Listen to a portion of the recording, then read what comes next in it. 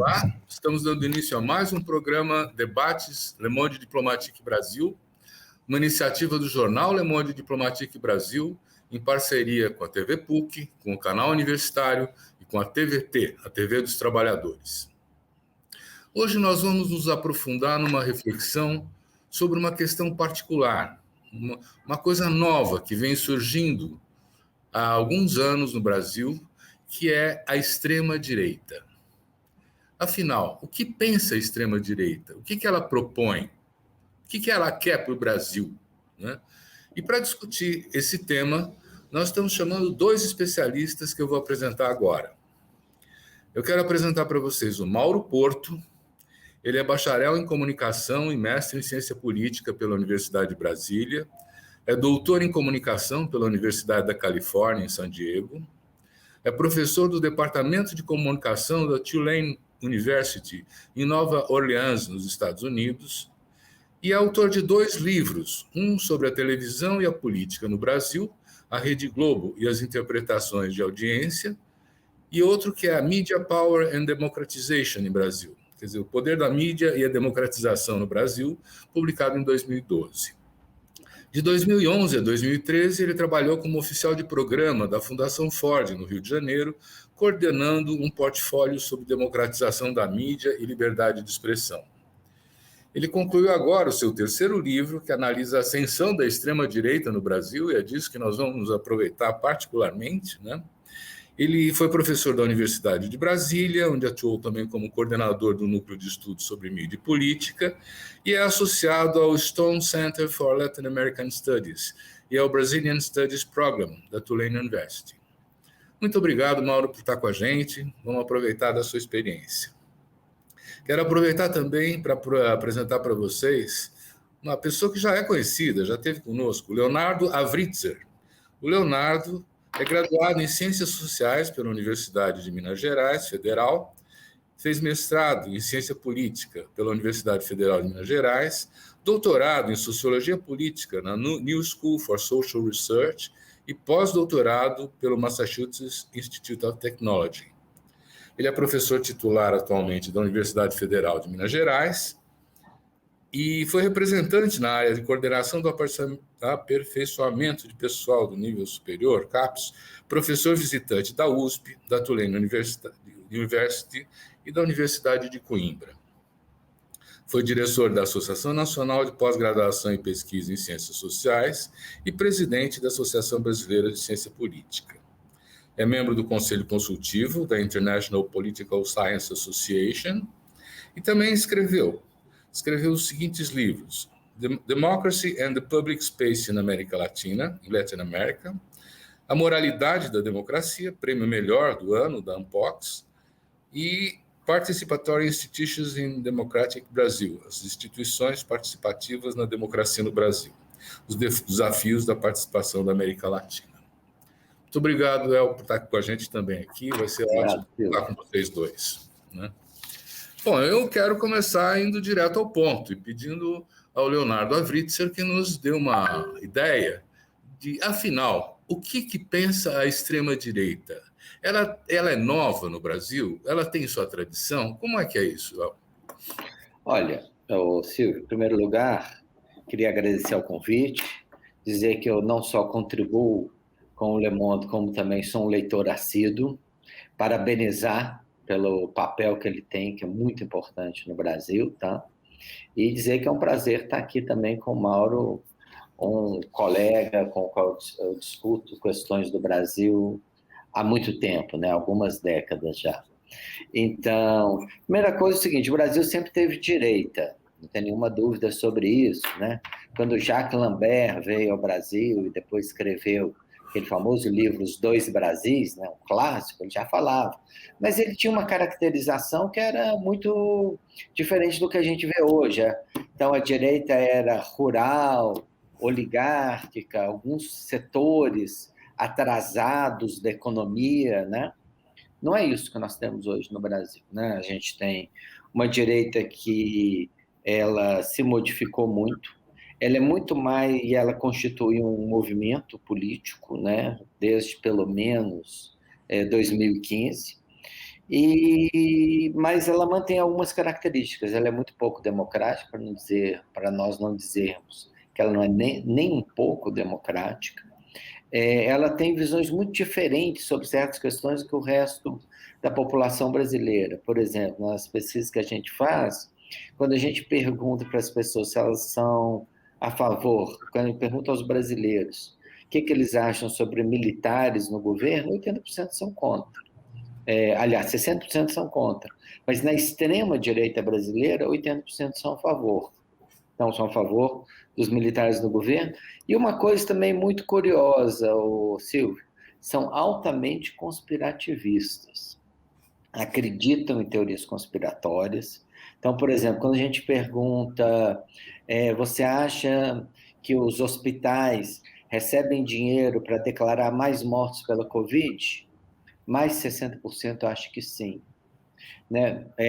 Quando a gente pergunta, no Brasil em geral é alto, se a Terra é plana, também, mais de 20%. Né? Quando se pergunta se existe fraude eleitoral, lá em cima. Então, assim, é um grupo particular, depois a gente pode falar das características sociodemográficas dele, mas basicamente é isso, eles acreditam em militares no governo, conspirações na política e tem uma visão muito liberal da economia, apesar de que eles acham que o Estado deve ser responsável por saúde e aposentadorias. Obrigado. Vamos continuar, então. Mauro, você gostaria de continuar um pouco essa reflexão, no sentido de complementar o que pensa a direita? O que ela pensa em relação ao Estado? O que ela pensa em relação à divisão da religião e do Estado? Enfim. Como é que é? Bom, antes de tudo, agradecer o convite. A Le Monde Diplomatique cumpre um papel importantíssimo no ecossistema de comunicação brasileiro. É fundamental ressaltar isso. E também agradecer a oportunidade de estar debatendo aqui com o Leonardo, que é um privilégio sempre compartilhar discussões com o Léo. Né? Bom, a minha pesquisa mais recente tem buscado entender as razões da mobilização conservadora que ocorreu no Brasil, como o Leonardo apontou, a partir de 2015, com as mobilizações ali a favor do impeachment da Dilma, e que culminou com a eleição de 2018. Então, eu tentei partir desse, que era para mim na época, né, uma grande questão, né, o que explicaria a mobilização da base social da extrema-direita, dessa configuração contemporânea da extrema-direita, que é basicamente a classe média brasileira. O que explicaria essa mobilização tão intensa, baseada num sentimento de ressentimento muito claro, né, com relação aos caminhos que o Brasil estava adotando, a partir dessas questões, eu até muito surpreso com a mobilização de... Né, todo mundo tem os seus grupos de WhatsApp, seus grupos de família, de amigos, e de testemunhar, né, a adesão de familiares e amigos, né, a essa onda conservadora, essa nova ascensão da extrema-direita. E eu me parei muito, né, para pensar, né, quais são as razões, os motivos, né, as fundações desse sentimento de raiva e ressentimento tão grave, né, que levou as pessoas a adotarem uma plataforma política de natureza claramente de cunho autoritário. Então, eu passei a me debruçar um pouco, a refletir sobre a classe média brasileira. E passei a perceber que há uma forte intersecção, né, entre classe e raça no Brasil. Quando a gente fala de classe média brasileira, nós estamos falando de uma classe social predominantemente branca, em relação a uma classe trabalhadora e uma classe de pobres, predominantemente de negros e pardos, né? E que essa clivagem racial é essencial para entender as atitudes políticas recentes dessa classe média. Né? Então, eu me debruçando um pouco sobre essas questões, eu passei a entender o papel de algumas políticas sociais na criação de um certo pânico de status, né, que é um termo do sociólogo Wright Mills, é muito interessante, que ele fala que a classe média nos Estados Unidos passa por momentos históricos de um pânico de status em que ela vê o seu futuro ameaçado, as bases da sua noção de honra, de status, se veem ameaçadas por processo de mudança política. E eu acho que isso no Brasil ocorreu a partir de algumas políticas adotadas no período do PT no poder, né, do Lula e da Dilma, particularmente as cotas raciais para acesso às universidades públicas e a extensão dos direitos trabalhistas empregadas domésticas, né, a famosa PEC das domésticas. E eu passei um pouco a investigar o papel da mídia na fomentação desse ressentimento. E se nós olharmos algumas pesquisas de opinião pública, como o Léo já apontou, essas duas questões são absolutamente centrais na formação dessa nova direita, né? Esse ressentimento, essa oposição a essas políticas tiveram um papel muito importante nesse período histórico. Tem um trabalho, por exemplo, do Lúcio Renaud e do Matteo, eu tenho o nome francês, esqueci o nome do coautor, que eles mostram que, se for analisar as diferenças de atitudes, né, das diversas classes sociais no Brasil, e não encontraram diferenças significativas, com exceção de forte oposição às cotas raciais na classe média brasileira, né? Então, a partir disso, passei a investigar o papel da mídia na fomentação desse ressentimento que levou à ascensão da extrema-direita no Brasil. Tá ótimo. Mas aí eu fico pensando, se vocês estão identificando que uma das marcas principais da extrema-direita é ser racista, né? No fundo, quer dizer, nós estamos vivendo numa sociedade que herdou uma cultura escravocrata desde a época da colônia, né? E aí nós temos a Ação Integralista Brasileira, nos anos 30, que se forma, chegou a ter quase 1 milhão de adeptos em 36, né? E nós temos depois a criação da tradição família e propriedade, nos anos 60. Quer dizer, essa extrema-direita ela não é tão nova assim, né? Léo, o que você fala? Tem aí uma herança da oligarquia escravocrata? Em que bebe essa cultura da extrema-direita? Olha, eu acho que existem diversas questões aqui, Silvio. Primeiro, sim, não, concordo com o Mauro, né, até colocaria um dado a mais, né, assim, um pouco antes do segundo turno, uma semana antes do segundo turno das eleições de 2018, saiu uma pesquisa Datafolha. Nessa pesquisa Datafolha dizia o seguinte, sobre apoio ao Bolsonaro nos diferentes subsegmentos, né? E 71% dos homens brancos da região sul apoiaram o Bolsonaro, né? No segundo turno, ou disseram que iam votar no Bolsonaro no segundo turno da eleição de 2018. Eu acompanho esse dado desde então, e ele só caiu no começo desse ano, né? Então, assim, se você olhar a pesquisa da Datafolha com apoio ao Bolsonaro, 71% dos homens brancos da região sul continuaram apoiando ele em 2019, 2020, né? Então, existe um elemento aqui, né, mas vale a pena pensar outras questões, e eu colocaria outras, por exemplo. Região sul tem mais presença de evangélicos e de neopentecostais, né? Acho que isso também é uma questão importante, vale a pena a gente dar uma olhada. Então, aqui nós temos o velho e o novo, né? Porque de um lado você tem a tradição escravocrata, e a tradição escravocrata, ela naturaliza uma série de coisas, como, por exemplo, a extração do trabalho da população negra, especialmente na esfera doméstica, né? Então, essa é uma questão importante, mas vem novas questões, né? Eu gosto muito de um conceito que eu tenho trabalhado um pouco para pensar a extrema-direita também, que é o seguinte, dessa, vamos dizer, ascensão do neopentecostalismo, existe uma discussão no Brasil que eu chamaria de maiorias morais, ou seja, né, quando você pensa a questão moral nas democracias, né, não é uma questão submetida à ideia de maioria, né? A princípio, né, democracia ela implica maioria política e pluralismo moral, né? Se a gente passasse aí diversos autores aí, John Rawls, entre outros, Habermas, né?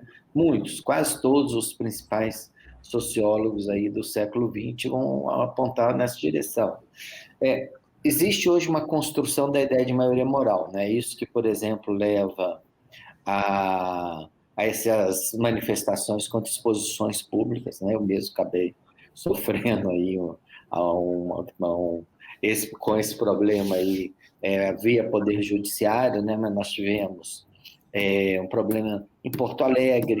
O MASP mudou, né? E, assim, aqueles quadros do Goya, né? De autores renascentistas ou romantistas, né? O MASP agora ele tem uma legenda dizendo que podem ofender determinadas pessoas. Olha só que coisa mais sem sentido. Aqui em Belo Horizonte também teve uma manifestação com exposição de um artista aqui local no Palácio das Artes. Tudo isso está ligado a uma ideia de que se eu sou maioria do ponto de vista moral, eu não permito que outras formas de vida prosperem, né? Essa é uma questão, eu acho, assim, completamente nova em relação à direita brasileira, que tem, claro, a marca do neopentecostalismo, né? Então, eu diria o seguinte, nós temos um mix aí de diferentes coisas, né? A tradição escravocrata, sim, uma visão muito excludente de classe média que vai se acentuando. Nós temos esse problema também de uma suburbanização do Brasil, que, na verdade, mudou um certo padrão de sociabilidade da classe média. Talvez nós três tenhamos vivido nos anos 70, nos anos 80, que era escola pública, mesmo quando a escola era privada, as pessoas conviviam. Hoje, um pedaço da classe média se segregou territorialmente em relação a outros grupos da população brasileira, e temos esse problema da religião, né? Então, tudo isso junto cria uma concepção, eu diria assim, completamente antimoderna, né? Assim, no sentido de que eles questionam fundamentos, vamos dizer, mínimos daquilo que a gente chama de modernidade, né? Ciência, pluralismo moral, a ideia do bom governo, né? Assim, né? Que é parte da tradição da modernidade. Bolsonaro não se preocupa em fazer um bom governo. Aliás, provavelmente ele sabe que ele não faz um bom governo, mas ele governa para esses setores que têm essas agendas. Mauro, vamos aproveitar essa sua experiência. Se ele governa para esses setores, como é que ele alimenta, vamos dizer assim, de conteúdo, de programa, de debate, esses setores? É via redes sociais? Como é que é? Bom, algumas pesquisas no Brasil já têm apontado sobre a centralidade das plataformas digitais, inclusive de mensagens como o WhatsApp, como as lives do Bolsonaro, na tentativa de mobilizar a sua base social, que, como o Léo apontou, está cada vez mais restrita, né? O nível de apoio ao Bolsonaro e a avaliação positiva da sua administração tem caído até mesmo nesse núcleo duro do bolsonarismo, né? Mas eu acho que é um erro ignorar o papel dos meios de comunicação tradicionais, né, nessa configuração da política contemporânea no Brasil. Então, por exemplo, se podemos falar, como o Leonardo apontou, das novas clivagens religiosas no Brasil, com a ascensão do neopentecostalismo, das igrejas evangélicas, não dá para falar nisso sem falar da ascensão da Record, né, como instrumento fundamental da disseminação desses novos valores, dessa nova crítica moral, né, também que o Leonardo apontou. Mas só voltando à sua pergunta anterior, que eu acho importante, eu acho que é claro que o legado histórico de uma das sociedades mais desiguais que já existiu no mundo, né, que é a brasileira, fundada no processo de escravocrata, cria obstáculos claros para a ascensão de uma sociedade mais inclusiva e democrática. Mas, por outro lado, como você mesmo apontou, se por um lado os setores médios brasileiros, por exemplo, a classe média urbana, apoiou de forma intensa e muito clara, né, o movimento integralista nos anos 30, como você apontou, foi uma das principais bases sociais do movimento de massa fascista que se constituiu no Brasil. Também é importante lembrar que, no mesmo período, os setores médios também apoiaram a Aliança Nacional Libertadora, que foi o movimento antifascista de massas mais importante que o Brasil já conheceu. Então, não acho que dá para definir a posição de uma classe social, de um segmento, de uma forma muito essencialista, de dizer que, né, como alguns gostam de dizer, que a classe média é autoritária ou fascista. Eu acho que a classe média é necessariamente ambivalente e, em certos momentos históricos, ela é mobilizada por certas forças políticas. No Brasil contemporâneo, nós estamos vendo a sua mobilização e a sua adesão a um novo movimento conservador que estabeleceu essa nova extrema-direita. Mas eu parto muito nessa tentativa de entender o Brasil contemporâneo de uma nova linha de estudos, que são os estudos sobre a branquitude, né? Que é muito interessante notar. Quando a gente fala de estudos sobre a questão racial, étnica, a gente pensa sempre nos negros, nos indígenas, nos pardos, né? E a gente não pensa muito como é que se constitui e evolui a identidade dos brancos, né? Então, tem uma série de pesquisadores no Brasil, a Lia Schuckmann, a Valéria Korosaks, a Susana Maia, a Liv Stovic, são uma série de pesquisadores que estão se debruçando sobre a identidade dos brancos. E obviamente, essa minha linha de pesquisa não exaure todas as causas da ascensão da extrema-direita, mas está tentando apontar para um fator específico, que é a relação entre classe e raça na constituição dessa nova direita no Brasil. Eu acho que está faltando um elemento nessa conversa nossa aí. Cadê os militares nessa relação com a extrema-direita, né? Quer dizer, eu fiz algumas leituras que dizem que, por exemplo, durante a ditadura de 64, 85, né? Quer dizer, os militares se aproximaram dos neopentecostais para fazer a crítica às comunidades eclesiais de base da Igreja Católica que tinham aquele perfil mais progressista, né? Então, Léo, esse negócio da relação dos militares com essa extrema-direita existe? Dá para dizer que são os militares? É uma parte dos militares? Como é que é isso? Os militares no Brasil têm um papel aí central na política, pelo menos desde 45, né? Ou seja, ou talvez um pouco antes, com o tenentismo, mas certamente depois de 45, com uma ideia de tutelagem, né?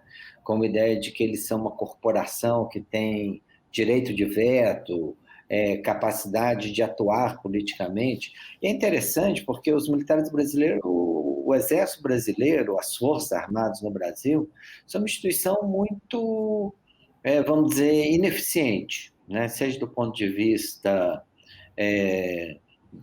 de não se envolverem em conflitos, fazem questão de não se envolverem em conflitos, a não ser nos conflitos urbanos, né?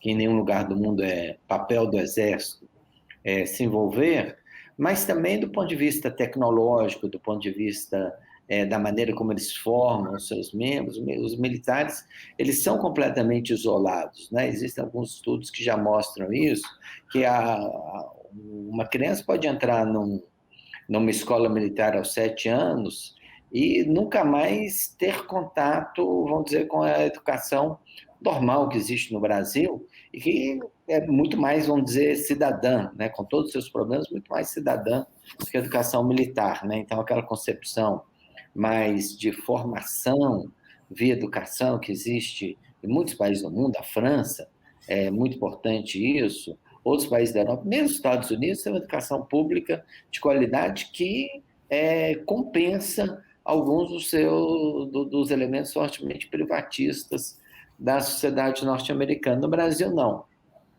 No Brasil, nós temos essa segmentação. Você vai conversar com um militar, ele está formado, seja do ponto de vista tecnológico, seja do ponto de vista ideológico, né? Mas seja do ponto de vista também da própria organização do Exército, ele é um ser formado com ideias que não circulam no mundo há pelo menos 40, 50 anos. Né? Então, o militar brasileiro, ele ainda está na Guerra Fria, né? E ele entende a Guerra Fria como muito importante.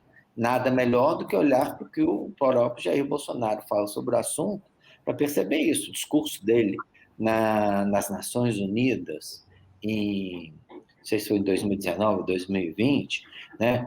Só faltou falar de mísseis soviéticos em Cuba. Todo o resto, né, é ideologia da Guerra Fria, né? Então, agora, os militares fizeram... eles só tem uma mudança dos militares brasileiros em relação à ideologia da Guerra Fria, infelizmente uma mudança para pior, que é o seguinte: eles começaram a aplicar a sua doutrina no campo da segurança pública e da guerra urbana. Né? Foram ao Haiti, transformaram o Haiti num laboratório em relação a isso, né? Sob a liderança do general Augusto Heleno, né?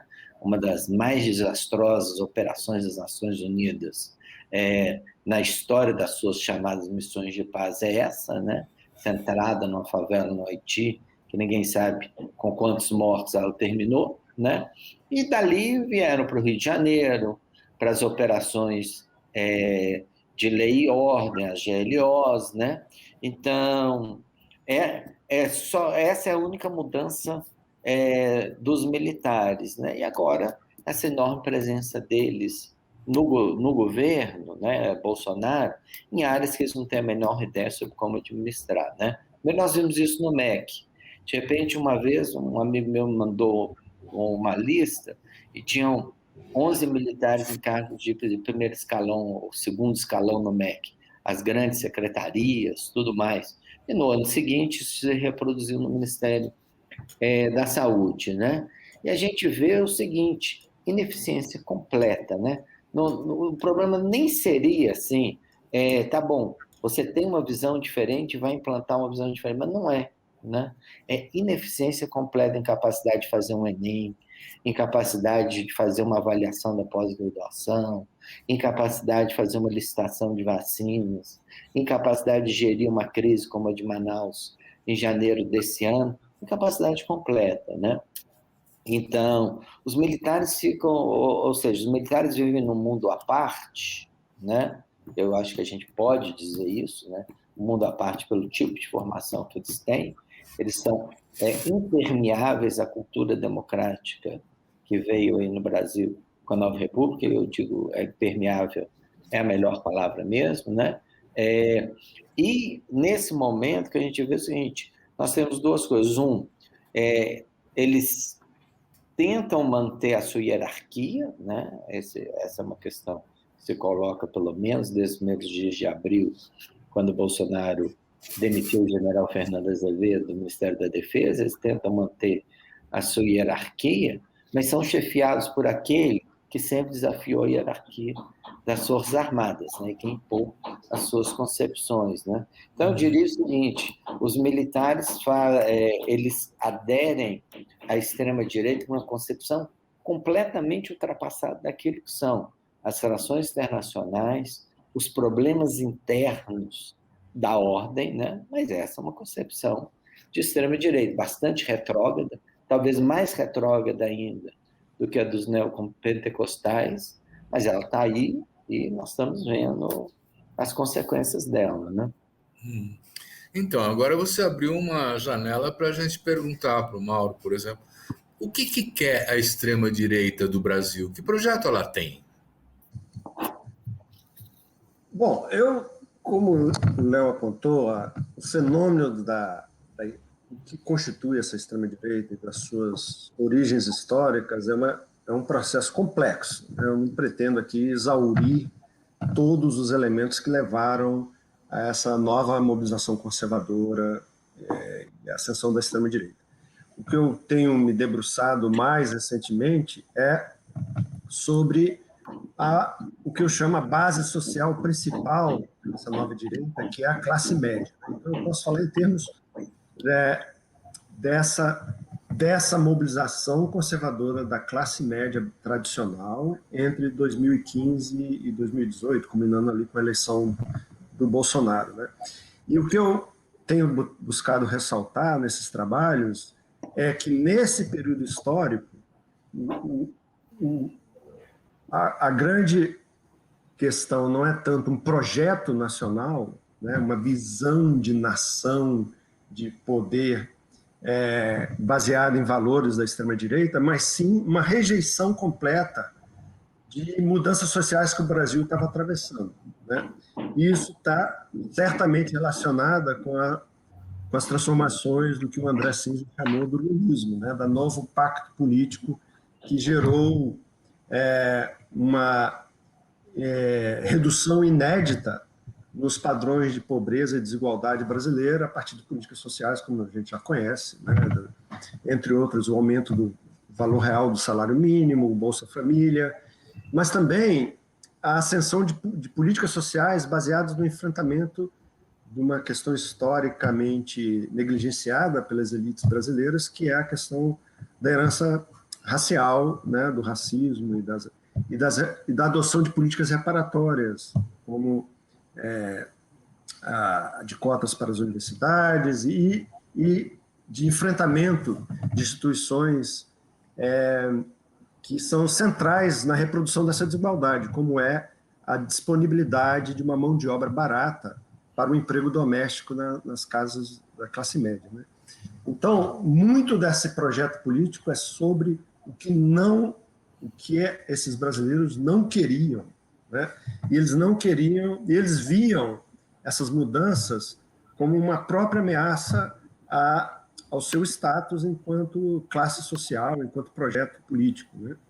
Então, o que eu busco ressaltar nesse novo livro é que a questão do trabalho doméstico ele é central não só para a reprodução das desigualdades no Brasil, mas para a própria identidade da classe média brasileira. Alguns trabalhos já apontam, etnografias, inclusive, não só pesquisa de opinião pública, como a classe média não vê um futuro para ela fora da disponibilidade de uma massiva mão de obra barata para o trabalho doméstico, né? Ela não concebe outro futuro, né?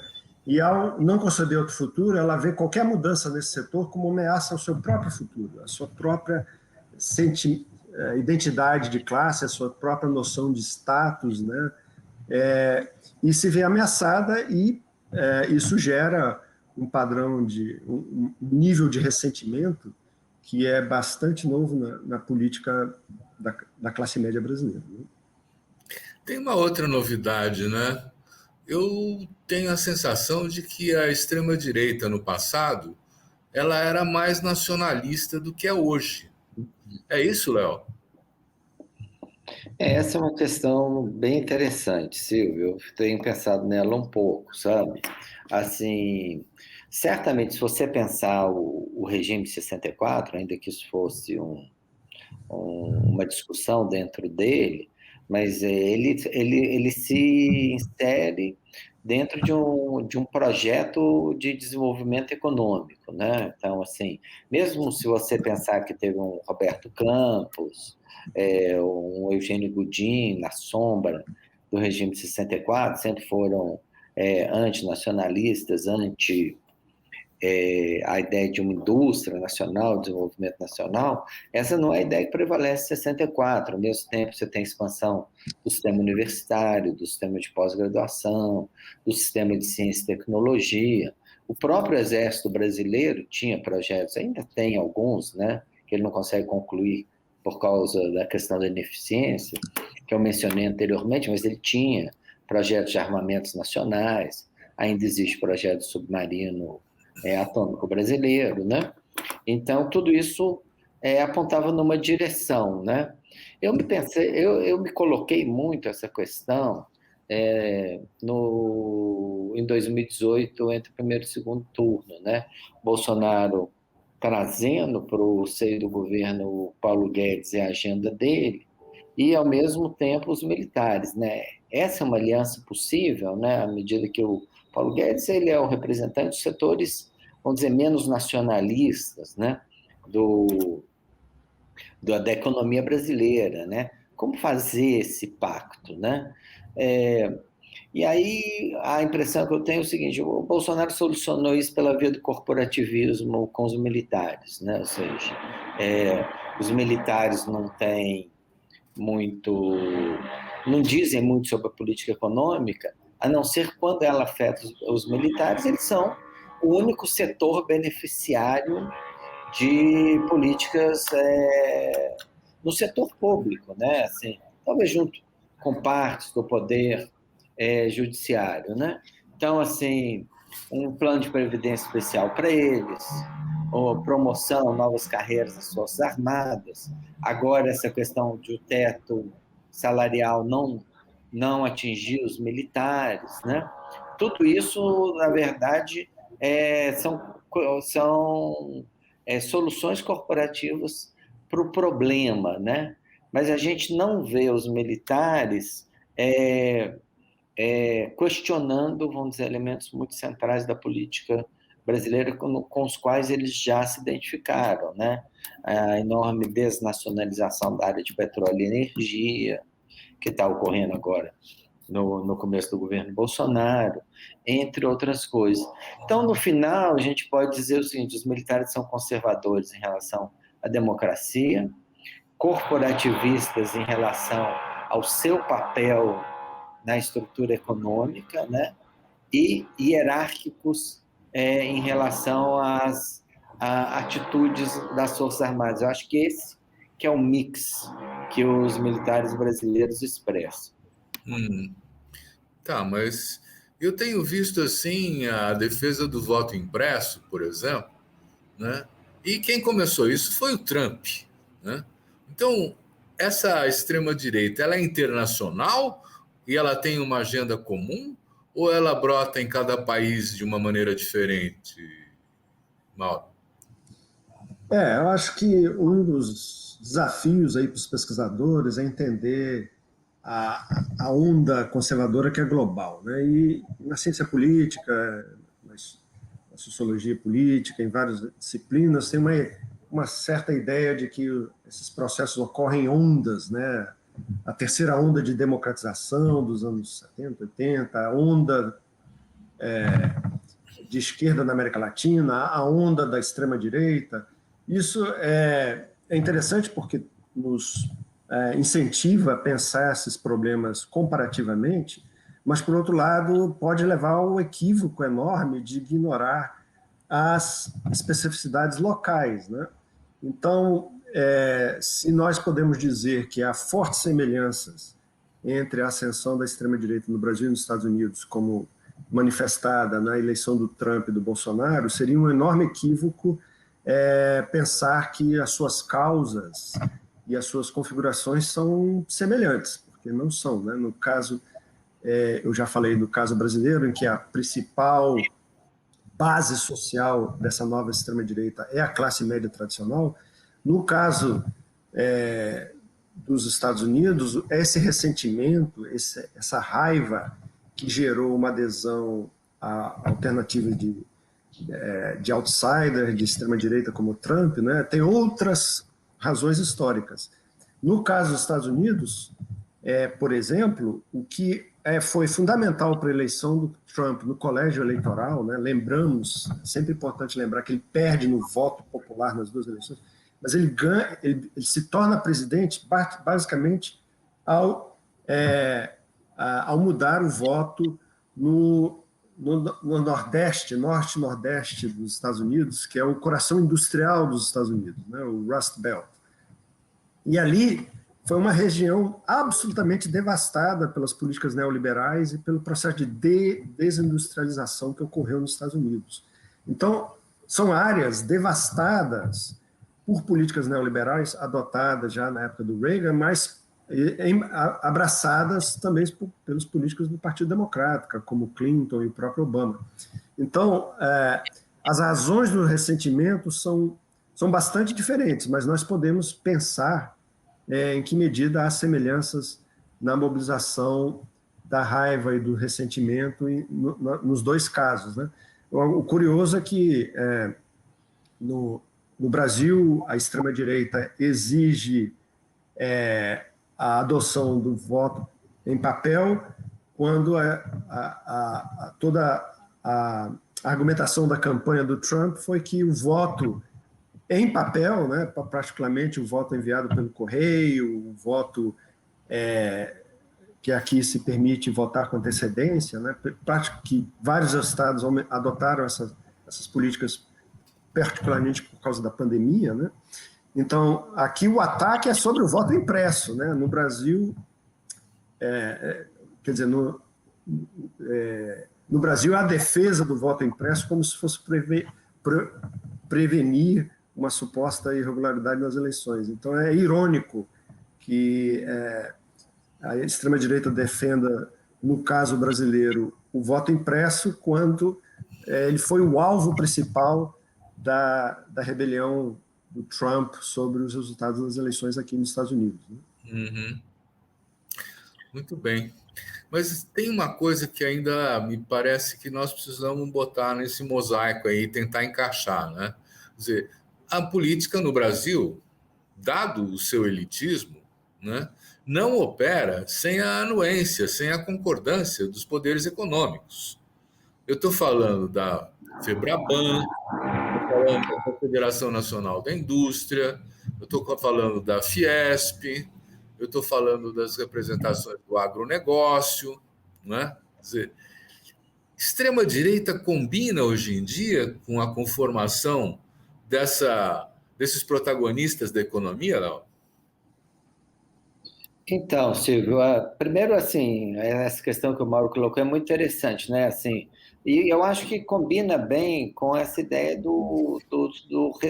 como o bolsonarismo e as bases militares dele são retrógradas, né? Fico imaginando o Braga Neto, quando ele vai conferir o extrato bancário dele, ele pega um tanto de papeizinhos, né? Porque ele acha que não dá para conferir eletronicamente, né? Por isso que ele defende isso, né? Bom, você vê o seguinte, auditável não tem nada a ver com a capacidade de imprimir, né? O que é auditável no campo das eleições completamente diferente, né?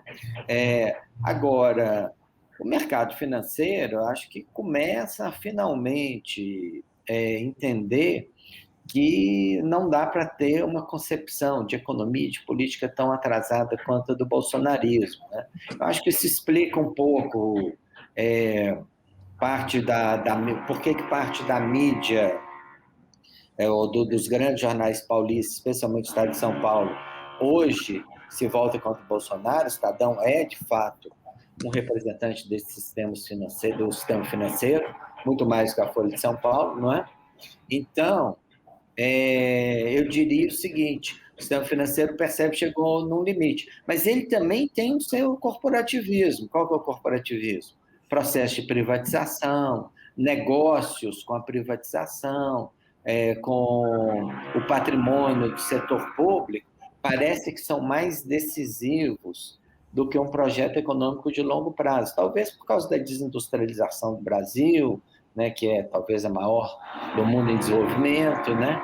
Tudo isso coloca o sistema financeiro numa posição intermediária. Nós, recentemente, né, algumas semanas atrás, vimos uma mudança na direção da Fiesp. A Fiesp foi dirigida durante 18 anos por um empresário que tinha vendido suas empresas. E a Fierj também é dirigida por um empresário com essas características, né? Então, nós temos aí uma mistura de corporativismo econômico com atraso, né? Que eu acho que explica, eu acho que o bolsonarismo explica isso. Não existe um projeto econômico por parte das elites brasileiras hoje, né? Assim, o projeto é Estado menor, que não é um projeto econômico, né? Então, eu acho que o bolsonarismo e o Paulo Guedes representam isso, e não um projeto econômico.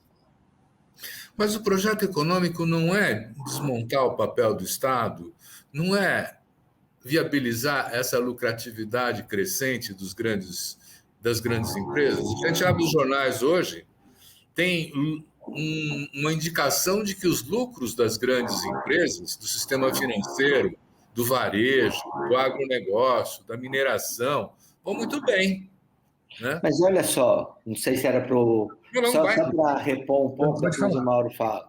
Não, você tem que ver, por exemplo, o Brasil está fora das grandes cadeias de produção internacionais, a não ser, em alguns casos, da indústria automobilística. Mesmo a indústria automobilística, não é? A Ford fechou no Brasil e foi para a Argentina, né? Algo inconcebível, há 20 anos atrás. O Brasil está fora das grandes cadeias, as grandes empresas nacionais não fazem parte dessas cadeias. Existe uma lucratividade de um setor cada vez menor, né? Uma indústria que já foi mais de 20% do PIB, hoje ela é 10% do PIB. Então, talvez seja a lucratividade desse setor.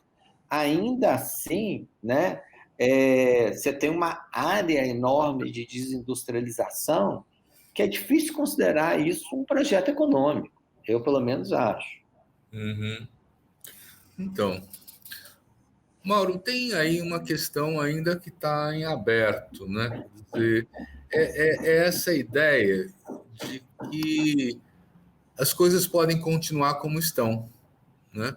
Nós estamos vendo mudanças climáticas profundas, temperaturas de 50 graus no Canadá, inundações na Bélgica, na Alemanha, aqui falta de água, né? Quer dizer, esse modelo que não tem projeto nacional, que parece que também não tem projeto internacional, é de curto prazíssimo, né? Quer dizer, ele vai acabar destruindo o planeta desse jeito, não vai?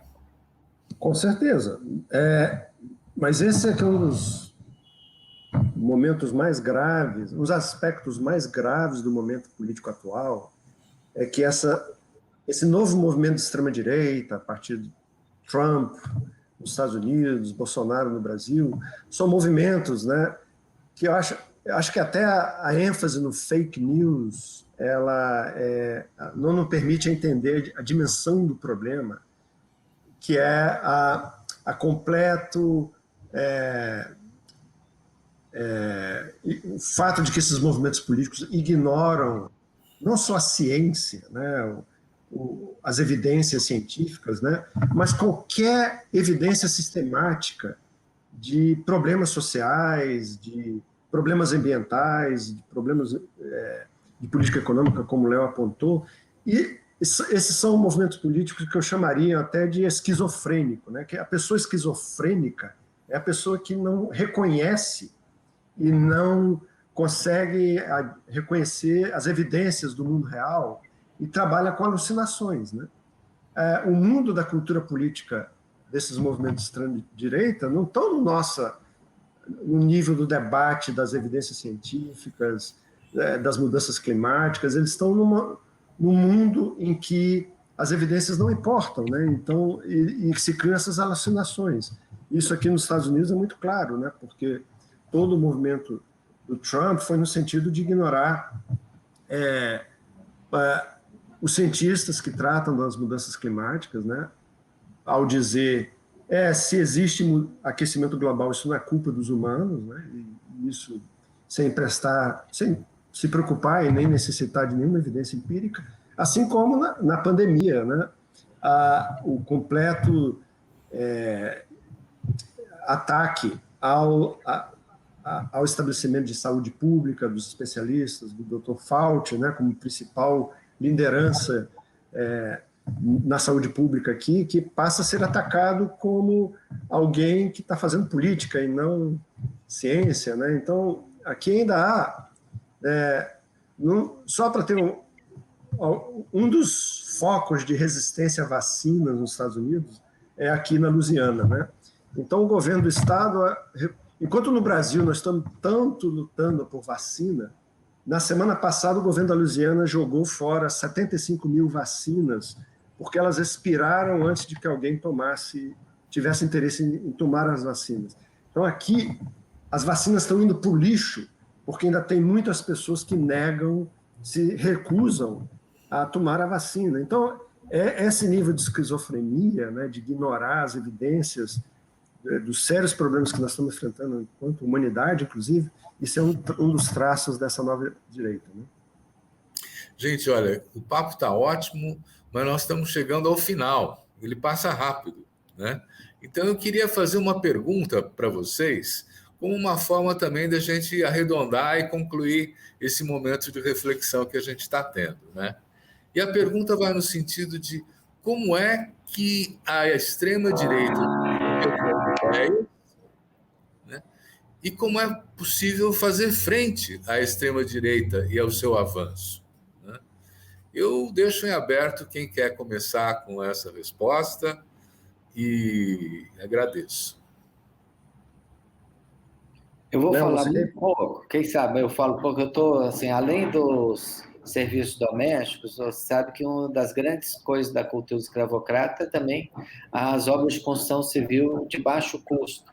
E tem um barulho aí de uma delas aqui no meu fundo, só como contribuição aí, mas só te dizer o seguinte, eu acho que a questão comunicacional é fundamental, né? Isso que o Mauro falou. Eu acho que a questão da presença nas ruas é fundamental. A esquerda perdeu as ruas em 2014 e só voltou agora, né? Eu acho que a presença nas ruas é fundamental. Eu acho que disputar questões junto à opinião pública é fundamental. Nós precisamos disputar as ideias da extrema-direita, porque a extrema-direita não só não tem boas ideias, como a gente está vendo também, ela tem pouquíssima capacidade de governar. O Brasil é um país que não sobrevive sem o governo, né? Quase nenhum país sobrevive. Mas no Brasil isso aí é muito mais complicado por causa da desigualdade, da população pobre e da necessidade que o país tem de políticas públicas. É aí que nós vamos ter que disputar com a extrema-direita e eu acho que é aí onde nós podemos derrotá-lo. Muito obrigado. Mauro. Eu não tenho muito o que adicionar, o que o Leonardo já colocou. Eu acho que o que nós temos pela frente aí é um desafio histórico de engajar os setores progressistas e os setores da esquerda na discussão do quais foram as razões históricas que levaram à ascensão da nova direita. E nós podemos discutir muito sobre a herança escravocrata, sobre o papel do racismo, das forças armadas, de toda essa complexidade de fatores, mas também nós temos que pensar um pouco nos erros da esquerda, né? Nos erros dos setores progressistas. E alguns deles têm a ver com o não enfrentamento de reformas estruturais que poderiam ter levado a um processo de inclusão social mais estável e mais aprofundado. Entre eles, como o Léo colocou, a inabilidade de se reformar a legislação dos meios de comunicação, a inabilidade de enfrentar uma reforma tributária, que no sistema, nós temos um sistema altamente injusto para as classes trabalhadoras, né, para os pobres, e também enfrentar o tema da reforma política, né, de diminuir os incentivos para a dependência do governo federal nas relações de clientelismo, em gerar coalizões num Congresso profundamente fragmentado. Enfim, nós temos muito trabalho pela frente e pensar nos momentos de derrota como momentos produtivos para gerar um projeto político mais forte que impeça retrocessos muito grandes no campo democrático brasileiro. Então, esse que é o dilema que eu acho que nós temos pela frente, e o caminho das ruas é um caminho importante para alcançá-los.